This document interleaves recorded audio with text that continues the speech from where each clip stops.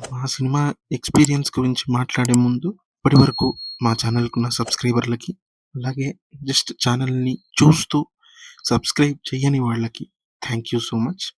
At least visit చేశారు. మాకు ఫర్దర్‌గా కన్సిస్టెంట్‌గా వీడియోస్ రోజు పోస్ట్ చేయాలి అనే టార్గెట్ పెట్టుకోవడానికి వ్యూస్ చాలా హెల్ప్ అవుతుంది. బై ద వే అదే టార్గెట్ బట్ కుదరట్లేదు. But no worries. వెల్కమ్ మామ బ్రోస్ మా మూవీ లీగ్స్‌కి. ముందుగా మారుతి గారికి ఒకటే చెప్పాలనుకుంటున్నా. ఆయన ఏదైతే కాన్సెప్ట్ అనుకున్నారో ఇట్ ఈస్ వండర్‌ఫుల్. మనిషికున్న 7 చక్రాల గురించి, దాన్ని అదుపులో ఎలా పెట్టుకోవాలి, దానిపై పట్టు ఎలా సాధించాలి అన్నది చాలా పెద్ద కాన్సెప్ట్ లేండి.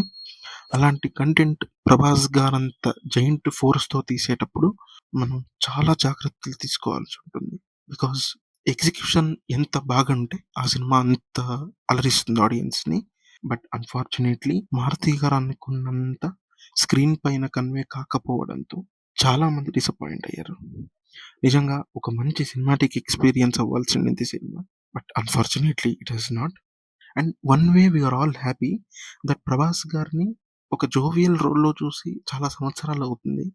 ఎందుకంటే ఆయన 2, 3 ఇయర్స్ వన్స్ తెరపై కలగడం. అందుకే ఆ సినిమాలన్నీ బాగుండాలి, బాగా ఆడాలి, బాక్స్ ఆఫీస్‌ని ఊపేయాలని కోరుకుంటాం మనం. అందులో తప్పు లేదు. అండ్ ఊపేస్తది నో డౌట్.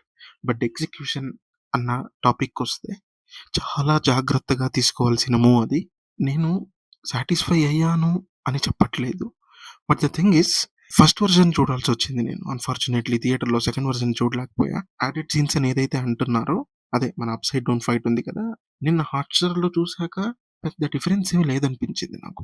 ఒకవేళ ఓల్డ్ గెటప్ సీన్స్ ఇంకా కొన్ని యాడ్ చేసుంటే it would have created more impact అని అనుకుంటున్నా.